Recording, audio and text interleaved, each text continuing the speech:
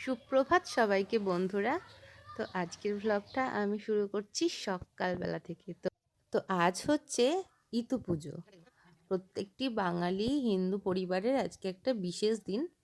অনেকের বাড়িতে অনেকভাবে পালন করা হয়, বিভিন্ন রকম রীতিনীতি নিয়ম মেনে করা হয়। আমাদের বাড়িতে যেভাবে হয় আমি তোমাদের সাথে যেইটুকু পেরেছি সেইটুকু শেয়ার করেছি। তো দেখেছো সকালবেলা উঠে স্নান টান করে সব কিছু জোগাড়জান্তি করে পুজো করতে বসে গেছে। আমি পুজো করে নিয়েছিলাম, তারপরে মা পুজো করছিল ইতু দেবী।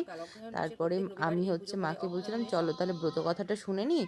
তারপরে আমি ব্রত পড়তে বসে গেছিলাম। তো এরপরে হচ্ছে নবান্ন বানিয়ে নিচ্ছিলাম। তো নবান্নর জন্য সব জোগাড়যন্ত্রী সকালবেলাতেই মা করে নিয়েছিল, ফল টল বানিয়ে নিয়েছিল। তারপর আমি নবান্নটা মেখে নিলাম।